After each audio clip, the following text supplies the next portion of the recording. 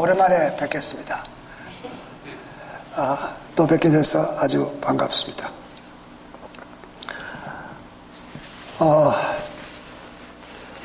목사님께서 저에게 제목이 뭐냐고 물으셔서 제가 제목을 출애굽 이스라엘의 3대 절대 위기라는 제목으로 제목을 좀 길게 했습니다. 이번 오늘 저 시간과 내일 광야 이스라엘의 세 번 있었던 절대 위기에 대해서 좀 말씀드리려고 그렇게 생각을 합니다. 먼저 말씀은 출애굽기 32장 9절로 11절에 있는 말씀입니다. 여호와께서 또 모세에게 이르시되 내가 이 백성을 보니 목이 곧은 백성이로다. 그런즉 나대로 하게 하라. 내가 그들에게 진노하여 그들을 진멸하고 너로 큰 나라가 되게 하리라. 모세가 그 하나님 여호와께 구하여 가로되 여호와여 어찌하여 애굽 땅에서 인도하여 내신 주의 백성에게 진노하시나이까. 여기에 진멸이라는 단어가 나옵니다. 진멸은 몽땅 쓸어버리겠다는 것입니다. 뭐 개인적으로 몇 사람을 죽이는 것이 아니고 이스라엘 백성 전체를 다 죽이고 다 없애버리고 그 다음에 어떻게 너로 네 자손이 이 아브라함 자손을 대신하게 하리라고 하는 대단히 무시무시한 말씀을 하십니다. 그래서 이렇게 진멸하니까 온 백성들이 다 죽여버리게 되었으니까 그래서 제가 이 절대 위기라고 그렇게 제목을 붙여봤습니다. 이 이스라엘 백성들이 광야에 나와서 그야말로 온 백성이 다 죽을 수밖에 없는 그런 입장에 놓이는 3대 절대 위기에 대해서 우리가 잘 아시는 말씀이지만은 좀 이번 기회에 생각해 보도록 하겠습니다. 첫 번째 절대 위기가 잘 아시는 대로 무슨 위기입니까? 금송아지 위기입니다. 12 지파의 두령과 장로들이 그들이 하나님 앞에서 약속을 합니다. 무슨 약속을 하냐면 그들이 이 호렙산에서 불과 구름 가운데서 하나님께서 말씀하시는 말씀을 듣고 그들은 놀라고 하나님께서 과연 자기들의 하나님이며 하나님께서 과연 자기들을 인도하신다는 것을 확신하고 그들은 이제 약속을 합니다. 아주 어떤 면에서는 맹세를 합니다. 무릇 육신을 가진 자가 우리처럼 사실은 하나님의 음성이 불 가운데서 바람을 듣고 생존한 자가 누구니까? 아무도 없다는 것입니다. 이렇게 불 가운데서 말씀하시는 신을 본 다른 민족이 없다고 아주 확신을 갖게 됩니다. 그래서 그들은 뭡니까? 모세에게 약속을 합니다. 모세에게 말합니다. 당신은 가까이 나가서 저 산에 올라가서 우리 하나님 여호와 하시는 말씀을 다 듣고 우리 하나님 여호와의 당신에게 이르시는 것을 다 우리에게 전하면 우리가 어떻게 한다고요? 듣고 행하겠다고 약속을 합니다. 그래서 모세를 올려보낼 때 그들은 모세에게 확신을 줍니다. 말씀을 듣고 오기만 하면 우리가 다 순종하겠다고 그렇게 약속을 합니다. 근데 이분들이 약속을 잘 지켰습니까? 제가 이 재미있는 그림을 하나 봤습니다. 어떤 교회 그림인데 뭐도 있고 뭐도 있습니까? 양도 있고 염소도 있는데 등단을 4사람이 등단했는데 4사람 등단하는 가운데도 둘은 염소고 둘은 양이에요. 제가 이 참 재미있는 그림을 여기 한번 띄워봤습니다. 그래서 거기에 제목을 섞인 무리. 여러분 그 이스라엘 백성들이 애굽에서 나올 때 우리 이스라엘 백성들과 함께 섞여온 무리들이 제일 문제였다는 것입니다. 불평할 때마다 그들이 먼저 불평하고 또한 그들이 먼저 이제 그들이 호렙산 밑에서도 이 모세가 40일 동안 안 오니까, 하기사 40일도 되기 전에, 내려오기로 40일 만에 왔으니까, 40일도 되기 전에 그들은 불평하기 시작합니다. 우리를 인도하던 모세가 없어졌다는 것입니다. 우리가 다시 지도자를 하나 만들어가지고 돌아가자는 것입니다. 그때 이 앞장선 무리 가운데 중요한 무리가 뭐냐면 섞인 무리들입니다. 그래서 이 그림 저는 아주 싫어하고 또 재미없는 그림입니다만 그냥 띄워봤습니다. 혹시 우리 스스로가 생각할 기회를 갖자는 것입니다. 혹시 나는 섞인 무리가 아닌가? 저 사람이 아닌가가 아니고 혹시 내가 아닌가? 그래서 내가 불평하는 사람이 아닌가? 한번 그래서 어쨌든 이스라엘 백성들이 거기서 이 전멸의 위기에 봉착하게 된 첫 번째 그 동인이 뭐냐면 섞인 무리들이었습니다. 그래서 섞인 무리들이 그렇게 불평을 하게 됩니다. 이렇게 하나님께서 진멸하리라 할 때 모세가, 여러분, 하나님께서 나아가시는 길을 앞에서 가로막은 유일한 사람이 모세입니다.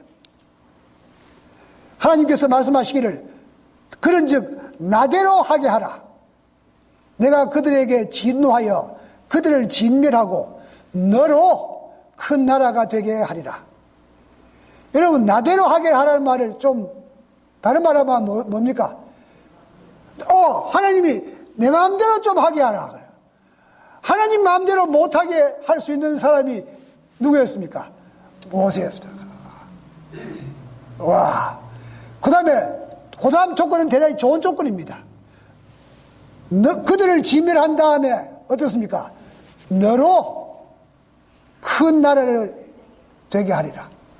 네 자손이, 이들은 다 없애버리고 네 자손으로 아브라함의 자손인 것처럼 그다음부터는 뭡니까? 모세의 자손을 만들겠다는 것입니다. 얼마나 포함납니까? 그죠? 멋있는, 정말 이 모세에게 주어진 대단히 중요한 기회입니다. 그때 하나님 잘 생각하셨습니다. 그렇게 하지 않았습니다. 그렇죠? 모세는 하나님 앞을 가로막았을 뿐만 아니라 뭐까지 합니까? 배수진까지 칩니다. 우리가 무슨 말이 있습니까? 내 눈에 흙이 들어오기 전까지는 우리, 안 된다. 특별히 뭐 할 때, 신랑, 처녀총각이 결혼을 할 때, 그 반대하는 부모들이 하는 소리가 있습니다. 그죠? 내 눈에 흙이 들어오기까지는 이거 안 된다고. 독한 말입니다. 그런데 모세는 뭡니까? 내 눈에 흙이 들어갈지언정 안 됩니다. 무슨 말입니까? 내 이름이 생명책에서, 농명책에서 지워질지라도 그야말로 배수진을 친 것입니다. 하나님, 나를 밟고 지나가십시오. 절대로 안 됩니다 하고 하나님 앞에 들어눕습니다. 여러분, 우리가 잘 아는 이야기입니다. 하나님께서 모세의 말을 들어줍니까? 안 들어줍니까? 여러분, 하나님의 앞을 가로막을 수 있는 모세의 힘이 어디서 나왔는가? 여러분들도 저도 좀 이런 힘 있으면 좋겠습니다. 어떤 사람이 어려울 때 또 뭐 할 때 내가 한번 기도함으로 말미암아 그 어려움이 제거되고 할 수 있는 그런 능력이 있는 사람이 되는 것은 대단히 중요할 것 같아요. 근데 모세는 그 힘이, 여러분, 하나님과 더불어 겨룰 수 있는 힘이 무슨 힘 가지고 될까요? 핵폭탄? 안 됩니다. 그죠? 아무것도 된 일이 없습니다. 여기에 하나님께 앞을 막을 수 있는 일이 뭡니까? 첫 번째, 이 사람 모세는 온유함이 지면의 모든 사람보다 승하더라. 여러분, 첫째, 하나님의 앞을 막을 수 있는 길은 온유한 사람입니다. 무슨 어떤 힘을 가진 사람이 아니에요. 온유한 사람입니다. 우리가 온유할 때 이런 힘이 발휘될 수 있습니다. 이 온유한 사람은 또 어떤 기회가 주어진다면 대면하여 하나님과 말하는 사람입니다. 하나님께서 선지자에게 꿈으로도 주고 뭐 하지만은 이 모세에게는 하나님께서 대면해서는, 그 다음에 뭐 비슷한 말로, 그 다음에 무슨 어떤 그런 말로 하지 않고 명백하게 그에게 말하고, 그 다음에 모세는 하나님의 형상을 보았습니다. 우리가 직접 하나님의 형상을 못 보더라도 우리가 온유한 마음으로 하나님과 교통하게 되면 우리는 마음속으로 하나님을 뵙게 되는 것입니다. 이런 관계가 되었기 때문에 어떻습니까? 하나님 앞을 막으니까 하나님께서 그를 밟고 넘어가지를 못하고, 또한 모세는 세 번째로 나의 온 집에 충성되었습니다. 여러분, 하나님의 집에 충성된 자에게, 하나님의 교회에 충성된 자에게는 이런 힘이 생길 수가 있는 것입니다. 그 다음에 이 모세에게는 뭐가 지어졌습니까? 그 손에 하나님의 지팡이가 지어졌습니다. 제가 이 세스토스 교회를 여러 번 왔습니다. 아마 고영 목사님 전에부터 아마 온 것 같아요. 목사님 여러 번 바뀔 때마다 와서, 제가 세스토스 교회에 와서는 설교할 말이 별로 없습니다. 그동안에 다 해뿌려가지고. 이번에 고민을 많이 했습니다. 우리 강장로가 또 부탁해서 제가 아예 안 된다 할 수는 없고 말입니다. 고민을 많이 하다가 이제 이 제목을 택하게 되는데, 제가 고민한다는 이야기를 어떤 분이 듣고, 그 고민하는 것 중에 들어줄 일이 하나 있다는 건 뭐냐 보니까, 자기가 어느 집회에 가서 내가 이야기를 했는데, 예화를 들었는데 그 이야기가 그렇게 은혜로우니까 가면 그 이야기를 좀 하라고 그래요. 아마 제가 이 교회에 하지 않았는지 모르겠습니다. 했을 겁니다. 근데 뭐 설교 듣고 나서 조금 있으면 다 잊어버린다고 하니까. 그래서 했을 때라도, 그 다음에 또 유명한 명작이라는 건 뭡니까? 세상 사람들이 다 아는 게 명작이 맞습니까? 그 다음에 명곡은 또 뭡니까? 세상 사람이 다 아는 노래가 명곡입니다. 이것도 대단히 유명한 이야기이기 때문에 여러분 다 알지만 또 한 번 더 들어주시기 바랍니다. 이야기를 꼭 하라 그래서 제가 합니다. 이 독일에서 신학생으로 공부하던 한 사람이 한 이야기인데, 자기 학교에, 독일에 있는 한 신학교에 라틴어 교수가 있었습니다. 그 라틴어 교수는 라틴어도 잘하지만은 또 이 히브리어를 참 잘한다는 소문이 있어서 한 학생이 어느 시간에 그 선생님에게 물어봤습니다. 선생님은 어떻게 해서 그 라틴어 교수가 히브리어도 그렇게 잘하십니까? 라고 물어봤습니다. 그때 이 라틴어 교수가 자기가 당한 2차 대전 때 당한 이야기를 해주게 되는 것입니다. 이 교수가 이제 독일에서 공부할 때 자기 신학교에 유대인 친구가 하나 공부하러 왔는데, 이 친구는 한 2시간 공부하고 나면 뭐 혼자 나가서 주글주글 뭐 시를 외우고는, 그 시를 외우고 오면 다시 얼굴이 확 피어지고, 여러분 독일까지 와가 공부하려고 고생하니까 힘들 때마다 그는 시를 하나 중얼중얼 외웠다고 그래요. 그래서 나중에 어쨌든 그 시험만 외우면 쭈그러진 얼굴이 펴지니까, 그 관심이 있으니까 그 무슨 시냐고 이제 물어보니까 그 사람이 시편 23편을 외운다는 거예요. 그 시편 23편을 외우고 나면 아주 기분이 좋아지는 것입니다. 그래서 이 친구도 이제 그 친구에게 물어봐서 시편 23편을 여호와 라로 하세르 뭐 이렇답니다. 그죠? 히브리어로. 저도 무슨 말인지 모르겠습니다만 여호와는 나의 목자시니 그렇게 했죠. 그죠? 그렇게 따라서 외웠습니다. 근데 드디어 불행할 날이 다가왔습니다. 이 나치가 이제 유대인들을 크게 비판이 점점 심해졌을 때 이 친구가 이 비밀 경찰에 끌려갔다는 소식을 듣고 깜짝 놀라서 자전거를 타고 따라가 보니까 추력에 뒤에 가득 싣고 사람들이 가는 것입니다. 그런데 그는 땀을 뻘뻘 흘리면서 자전거 타고 뒤에 따라갑니다. 제가 왜 이 하나님의 지팡이에서 이 이야기를 하냐면, 여러분 마지막에 이 시편 23편 4절에 뭐가 있습니까? 내가 사망의 음침한 골짜기로 달릴지라도 해를 두려워하지 않을 것은 주께서 나와 함께 하시니라. 주의 지팡이와 막대기가 나를 안위하시나이다. 여러분 이제 이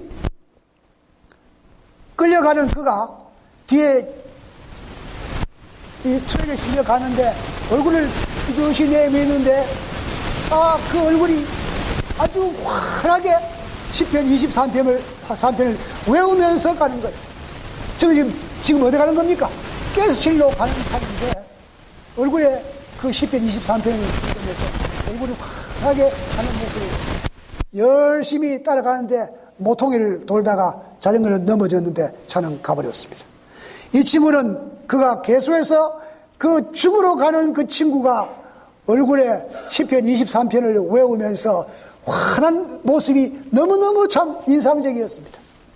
그런데 이제 드디어 이 나치가 절정에 이르렀을 때 그 젊은 청년들을, 독일 청년들을 다 잡아서 전쟁에 보냈습니다. 이 교수도 독일 군대에 끌려가서 그는 러시아에서 포로로 잡혔습니다. 이제 포로로 잡혔는데 뭐 어떻게 먹을 것이 없었는지 포로들 다 총살을 시켰다는 거예요. 하나씩 총살을 시켰습니다.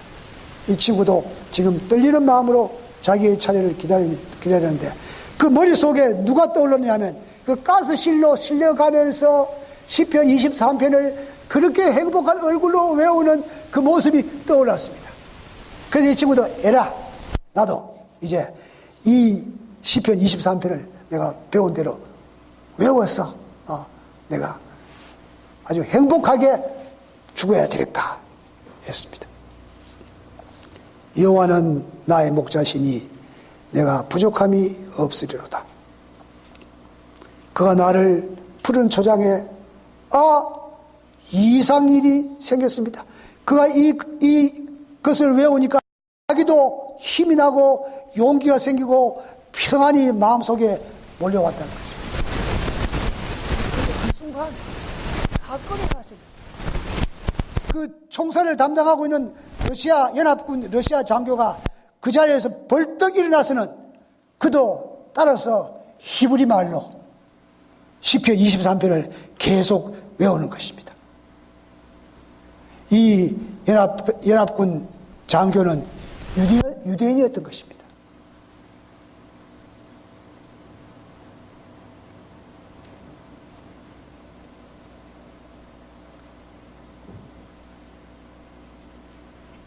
내가 사망의 음침한 골짜기로 다닐지라도 해를 두려워하지 않는 것은 주께서 나와 함께 하심이라.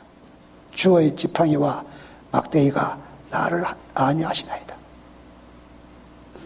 그는 그 교수를 풀어주라고 명령을 합니다. 저 사람을 풀어주어라. 많은 사람들이 놀라서 쳐다보고 있는데 그 사람이 말하기를 하나님의 백성은 그가 비록 악마의 제복을 입고 있다 해도 하나님의 백성인 것이다. 여러분, 시편 23편이 한 사람의 생명을 살리게 되는 것입니다. 내가 여호와의 집에 영원히 거하리로다. 아멘. 여러분, 하나님의 지팡이, 주의 지팡이가 나를 안위하심으로 모세가 그 손에 하나님의 지팡이를 잡고 하나님 앞에 가로막습니다. 하나님, 안 됩니다. 이 모세가 이렇게 가로막을 뿐만 아니라 이 모세가 어떻게 했습니까? 하나님을 설득합니다. 이게 여러분 참 하나님의 말입니다. 모세에게 설득당하는 것입니다. 근데 이게 설득당한다고 표현하면 좀 망령되어 있지만은 결과적으로 말입니다. 결과적으로 하나님께서 모세가 그 하나님 여호와께 구하여 가로되 여호와여 어찌하여 주의 백성에게 진노하시나이까? 어찌하여 애굽 사람으로 이르기를 여호와가 화를 내려 그 백성을 산에서 죽이고 지면에서 진멸하려고 인도하여 내었다 하게 하시려 하나이까? 백성에게 이 화를 내리지 마옵소서. 내가 너희 자손을 하늘의 별처럼 많게 하고 나의 허락한 이 온 땅을 너희의 자손에게 주어 영원한 기업이 되게 하리라 하셨나니 그 약속을 지키시옵소서. 그는 말합니다.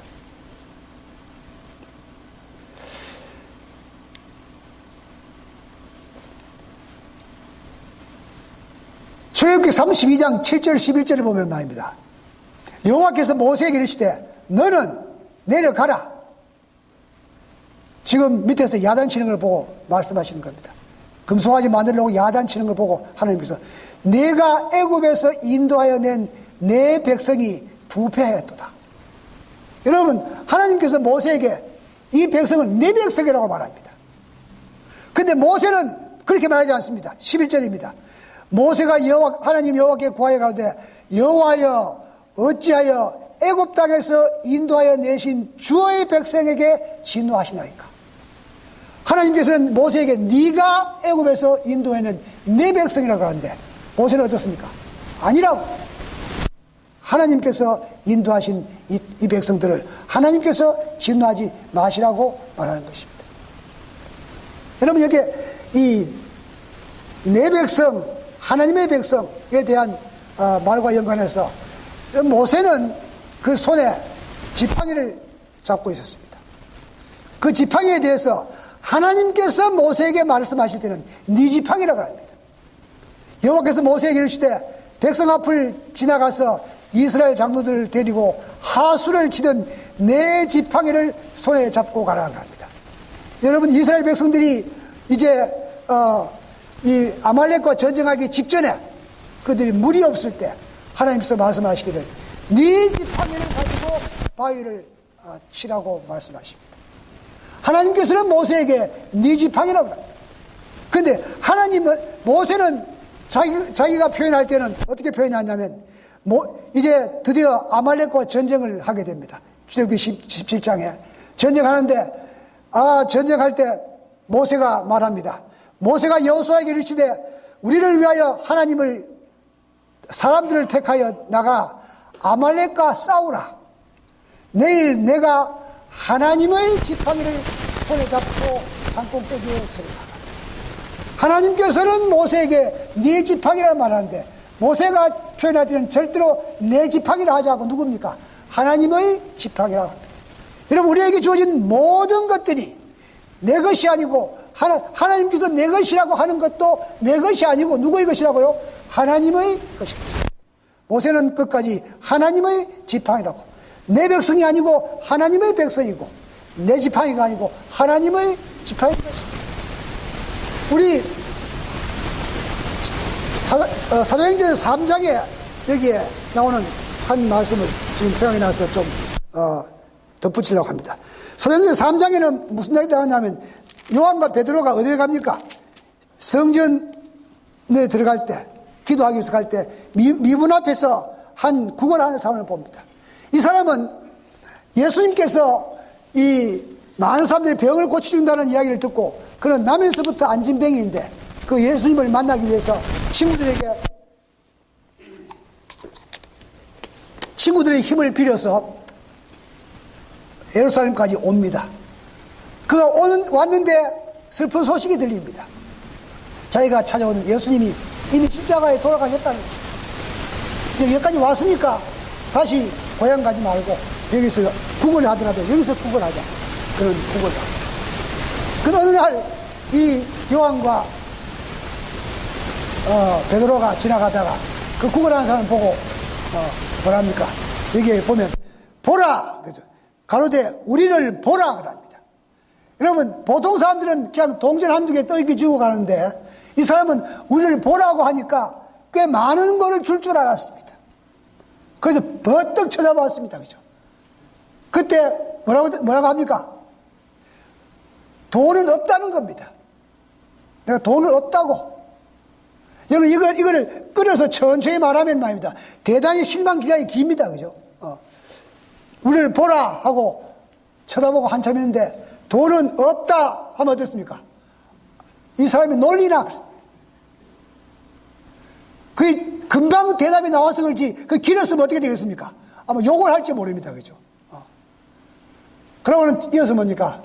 금과 은은 내게 없으되 내게 있는 것으로 네게 주노니 나사렛 예수. 이 사람이 어떻습니까? 눈이 번쩍 뜨였습니다. 자기는 예수를 만나러 왔는데 나사렛 예수의 이름으로 일어나라. 그 다음 장면입니다. 이제 이런 큰 기적이 일어나고 나니까 모든 사람들이 어떻습니까? 이 요한과 베드로를 하나님 쳐다봅니다. 그때 이 베드로는 말하기를, 왜 우리를 주목하느냐? 아까는 우리를 보라 그랬는데, 그죠? 이제는 많은 사람들이 쳐다보니까 나를 보지 말라는 것입니다. 누구를 보라고요? 예수님께서 이 일을 행하셨느니라. 여러분, 사람들은 말입니다. 처음에는 우리를 보라 하다가, 그 다음에 어떻습니까? 나를 보라 하다가, 그 다음에 뭔지 아십니까? 나만 보라. 이래가지고 생긴 사건들이 얼마나 많습니까? 교회에서 좀 인기 있으니까 요새 뭡니까? 이단 만들어낸 사람 가운데 꽤 많은 사람들이 그런 사람들입니다. 이 진리교회에 들어와가지고 말입니다. 아주 참 하다가 그 다음에 뭡니까? 다들 그 사람이 설교도 좀 잘하고 좀 똑똑하니까 다 쳐다보니까 그렇지 않습니까? 그 다음에 뭐냐면 나만 보라. 하나님은 제끼고. 여러분, 요새 뭡니까? 모세에게 가장 중요한 것은 바로 이것입니다. 그런 하나님께서 네 지팡이라고 분명히 말씀하심에도 불구하고 이 모세는 네 지팡이라 하지 않고 뭡니까? 하나님의 지팡이라고 계속해서 말하는 것입니다. 드디어 기가 막힌 장면이 연출됩니다. 여호와께서 뜻을 돌이키사 말씀하신 화를 그 백성에게 내리지 아니하시니라. 아멘. 여러분, 정말 우리가 이런 능력이 있는 주의 종이 되는 것은 얼마나 중요한 것입니까? 어떤 사람에게 어려움이 있을 때 우리가 하나님께 기도할 때 하나님께 그 기도를 들어주셔가지고 그 사람에게 내리는 여러 가지 어려움들이 제거될 수 있는 그런 사람은 중요한 것입니다. 제가 좋아하는 성경이 있는데 역대하 30장 26절 27절입니다. 이건 유명한 말씀입니다. 예루살렘에 큰 희락이 있었습니다. 여러분, 이 말은 예루살렘에 큰 희락이 있었다는 말은 예루살렘에 큰 행복이 있었습니다. 맞습니까? 큰 행복이 있습니다. 이스라엘 왕 다윗의 아들 솔로몬 때로부터 이러한 희락이 예루살렘에 없었더라. 그때 제사장들과 레위 사람들이 일어나서 백성을 위하여 축복하였습니다. 그 소리가 들으신 바 되고, 다 같이 밑에 같이 읽어보겠습니다. 시작.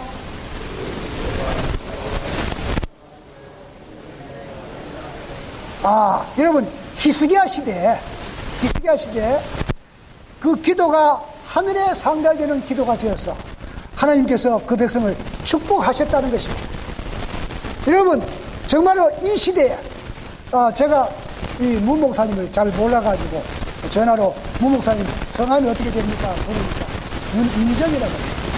이름이 참 좋더라. 제가 처음 듣는 이름인데 아주 좋은 이름입니다.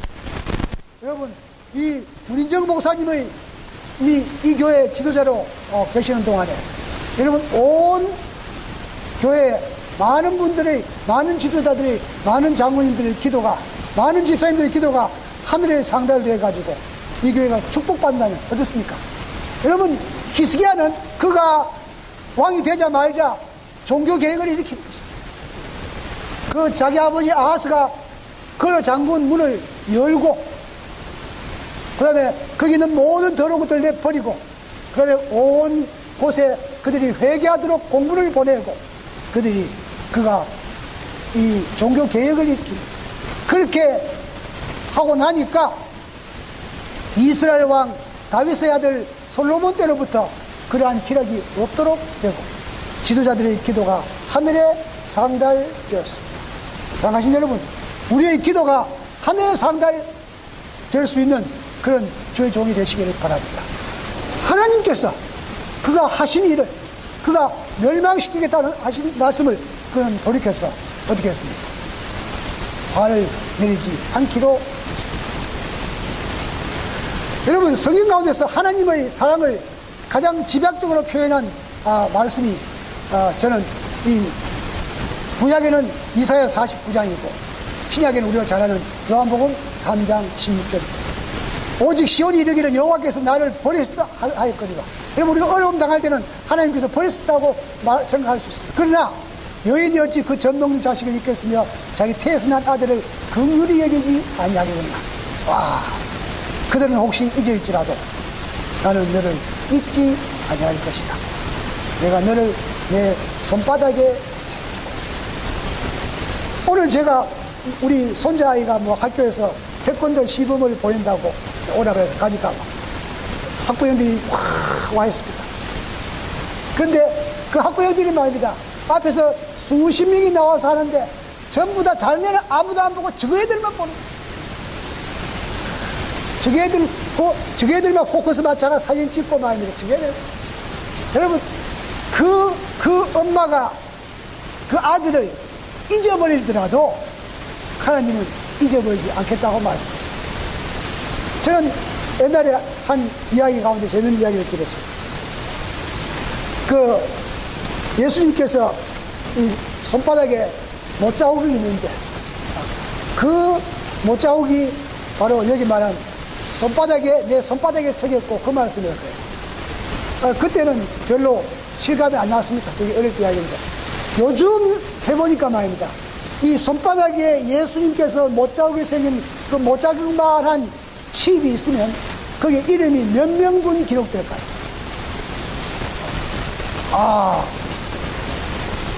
이 현대 과학으로 우리 IT 개념으로 볼 때 있지 않습니까? 그죠? 여기에 수억 명 기록할 수 맞습니까? 목사님? 그렇겠죠? 이만한 못자국이 있으니까 말이에요. 여러분, 하나님의 손바닥에 우리 이름 기록하는 거 간단합니다. 여러분 이름이 이 손바닥에 다 기록했기 때문에 우리 어머니를 잊어버리더라도 잊어버리지 않은 하나님께 감사하시겠습니다. 제가 언젠가는 이런 생각을 한번 해봤습니다. 보통 못자국이 생겼으면 이게 안으로 쑥 들어갑니까? 다 나오면 티 나옵니까? 티 나오죠? 맞습니까?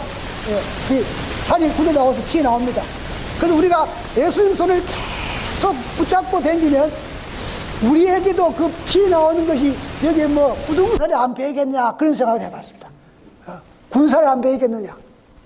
여러분, 손바닥에 새기고 우리를 기억하시겠다고 말씀했습니다. 하나님이 세상을 이처럼 사랑하사 얼마나 사랑했길래 어떻습니까? 그 독생자를 자기 아들을 주셨고 그를 믿는 자에게 멸망치 않고 영생을 얻게 하시라고 말씀했습니다. 인류에 대한 하나님의 사랑이라는 정로의 계단에 보면 말입니다. 요한복음 10장 17절의 말씀을 주석해 놨는 말씀인데 아주 그 주석이 참 인상 깊습니다. 예수님께서 말씀하시기를 아버지께서 나를 사랑하시는 것은 내가 다시 목숨을 얻기 위하여 목숨을 버림이라고 하셨다. 이게 좀 어려운 성경이더라고요. 읽어보니까요. 이 말씀의 뜻은 이러하다. 나의 아버지께서 너희를 심히 사랑하셨기 때문에 하나님께서 우리를 심히 사랑하셨기 때문에 너희를 구속하기 위하여 생명을 버린 나를 더욱 사랑하신다. 하나님께서 우리를 너무너무 사랑하시기 때문에 우리를 위해서 예수님께서 십자가에 못 박히셨기 때문에 예수님을 하나님이 더 사랑하신다는 것입니다. 내가 내 생명을 들여 너희의 빚과 죄를 담당하여 너희의 대리자와 보증인이 되므로 나는 아버지께 귀여움을 받나니 내가 이 일을 했기 때문에 나는 아버지와 전보다 더욱 가까워졌다. 여러분, 이건 완전히 인간 중심의 말씀입니다. 하나님께서 예수님을 사랑하는 걸 말할 것도 없는데 예수님께서 우리를 위해서 하나님께서 사랑하시는 우리를 위해서 십자가에 못 박혔기 때문에 하나님이 예수님을 더 사랑하신다는 것입니다. 여러분, 하나님이 얼마나 우리를 사랑하십니까? 정말 우리를 사랑하십니다. 그런데 하나님이 우리를 그렇게 사랑하시는데 하나님에게 고민이 있습니다. 하나님의 고민이 무엇인지. 여러분, 예레미야 52장에 이런 말씀이 있습니다. 바벨론 왕이 시드기야의 아들들을 그의 목전에서 죽이고 시드기야의 두 눈을 빼고 사슬로 결박하여 바벨론으로 끌어다가 그 죽는 날까지 오게 두었더라. 여러분, 이 지금 아버지에게 가장 큰 고통은 어떻습니까? 자식의 그런데 네가 눈 있는 동안에 가장 비참한 것을 보고 죽으라는 것입니다. 그래서 계속해서 이 시드기야는 이스라엘 뭡니까? 유다의 마지막 왕입니다. 그렇죠? 앞에 쭉 왕들이 배반했는데 시드기야도 계속 배반하는 겁니다. 그래서 이 시드기야를 어떻게 합니까? 네가 눈 있는 동안에 가장 비참한 것을 보고 죽으라 하고 아들을 죽인 다음에 눈을 빼버립니다.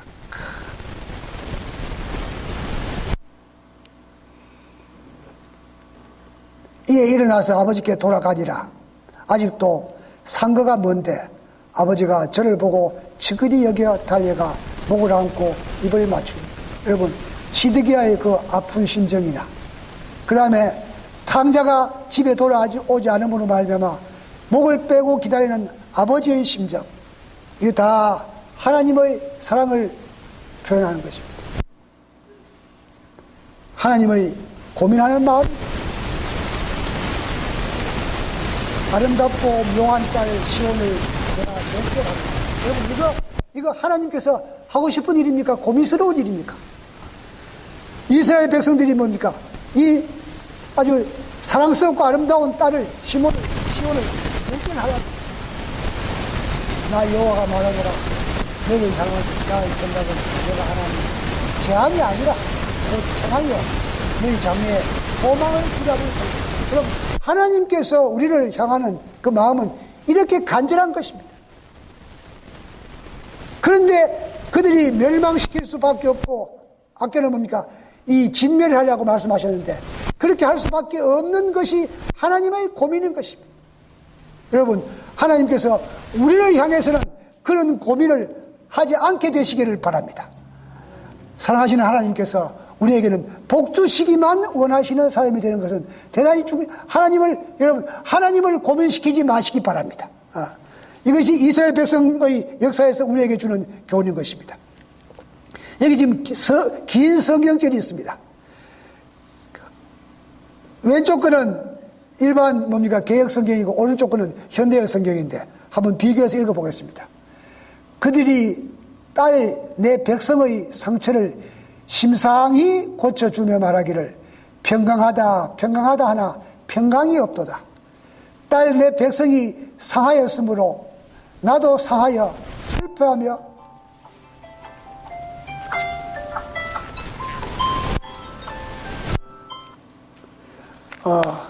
제가 8시 45분에 시간을 맞춰왔습니다. 늦게 시작해서 또 힘드실 텐데 제가 너무 잔소리 길게 안 하려고 이제 45분 맞춰왔는데 요것만 끝내고 마치겠습니다.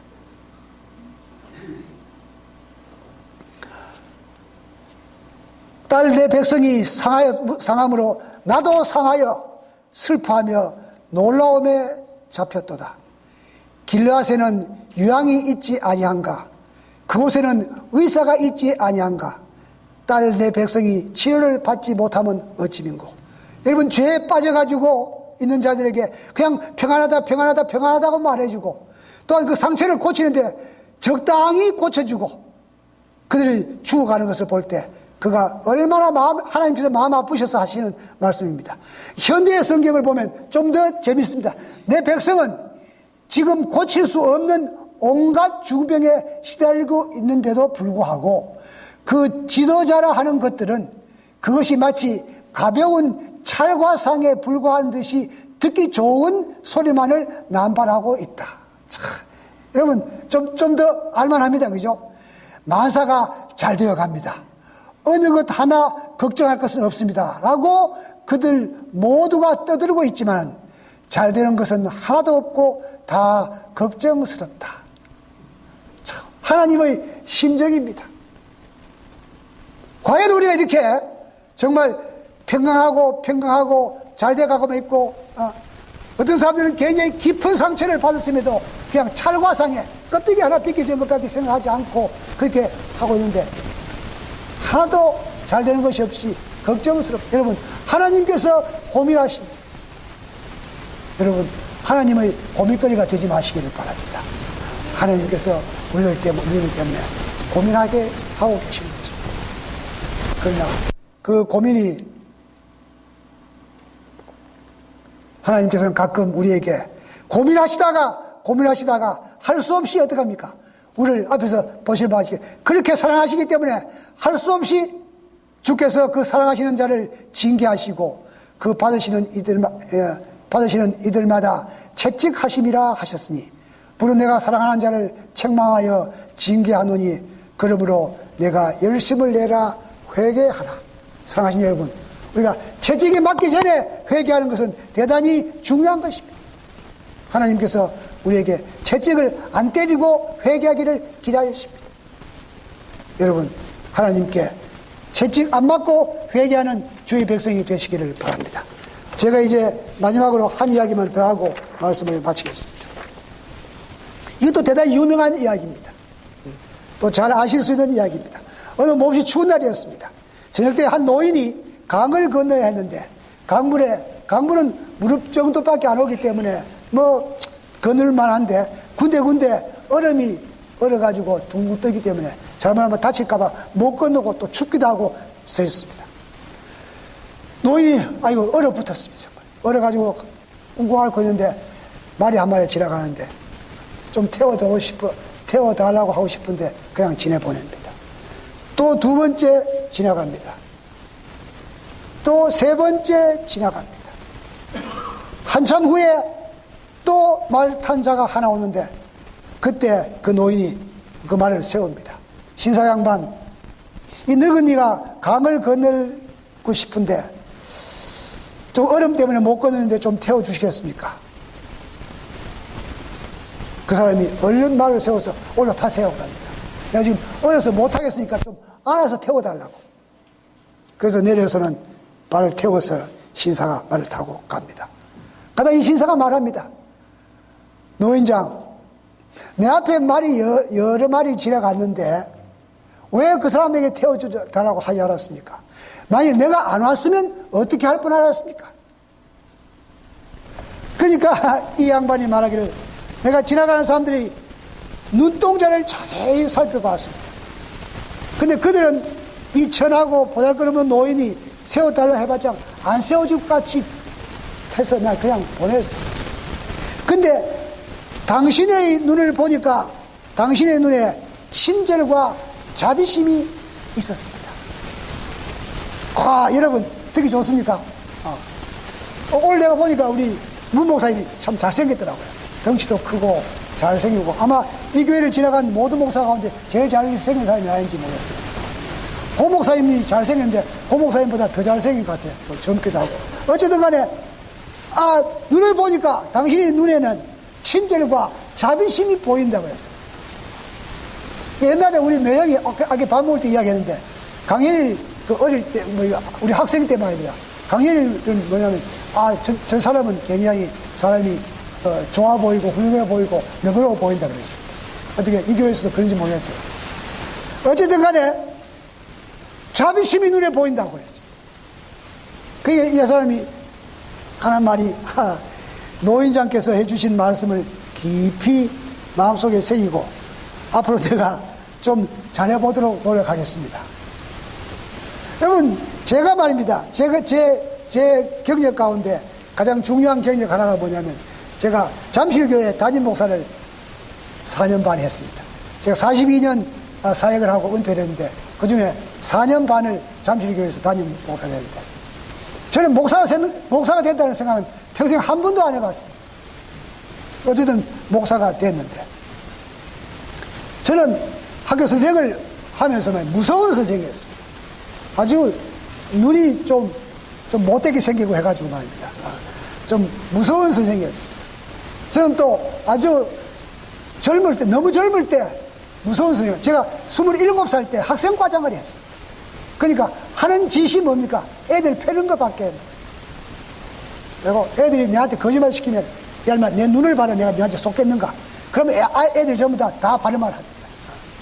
그런데 교회 가서만 애들 떠들면 내가 눈총을 팍 쏩니다. 그럼 애들이 조용합니다. 어떤 데 가끔 어떤 교회는 뭡니까? 제가 나가던 교회는 젊은 목사 아들이 너무 많이 올라오는 거야. 근데 내가 그 아들 눈총을 나중에 그 아들 미국에서 봤는데 말입니다. 이 목사, 그 목사가 그러더라고요. 그런데 말입니다. 잠실교회 가서, 저 잠실교회 갈 때 정말, 저 29년 교육교에 있다가 잠실교회 담임 목사 가니까 아무것도, 아는 게 아무것도 없어요. 그래가지고, 죽을 지경에 늦은 잠실교회 갔는데 말입니다. 잠실교회 집사 아들이 떠든다고 목사가 눈총 주면 그 집사가 다음 한시기에 교회 나올까 안 나올까? 그래서 제가 말입니다. 그 눈총을 못 주니까 말입니다. 못 주니까 내 눈이 점점 부드러워졌다 그래요. 그래서 말입니다. 제가 한때 뭐 이렇게 이 매스컴에서 나오고 말입니다. 뭐 어디 나오고 할 때 우리 통합하고 100주년 할 때 말입니다. 기자들이 오면 저보고 오니까 아이고 인상이 아주 인자하게 생겼습니다. 저는 제일 듣기 좋은 소리가 인자하다는 말입니다. 아직까지 저는 인자하게 안 생겼습니다만 제가 이렇게 이런 분께 저 인자하게 보입니까? 하면 또 교인들은 어떻습니까? 할 수 없이 인자합니다 그럽니다. 그죠? 그건 할 수 없이 하는 소리인데 어쨌든 간에 여러분 이 사람은 말입니다. 노인의 눈에 당신의 눈에서 친절과 자비심 여러분 그리스도인은 말입니다. 이런 눈을 가져야 합니다. 저도 이런 눈 갖기 위해서 노력을 많이 합니다. 보면 말입니다. 눈총이 아니고 손방맹이가 됩니다. 여러분 노인장을 내려주고 그 말타는 이는 서서히 달려서 백악관으로 들어갑니다. 그는 미국의 제3대 대통령인 토머스 제퍼슨입니다. 33세의 나이로 미국 독립선언문을 기초한 아주 훌륭한 분. 그러니까 그런 훌륭한 분의 눈이 어떻습니까? 자비하고 친절이 배인인 것입니다. 사랑하는 여러분, 우리가 그리스도인으로서 자비하고 친절한 눈을 가진 주의 귀한 백성이 되어서 여러분 우리가 회개함으로 말미암아 더 큰 어려움 얻기 전에 회개함으로 말미암아 하나님의 귀한 백성 되어서 처음에 나온 제가 처음 나올 때 뭐가 나왔습니까? 예수님의 재림 사진 나왔지 않습니까?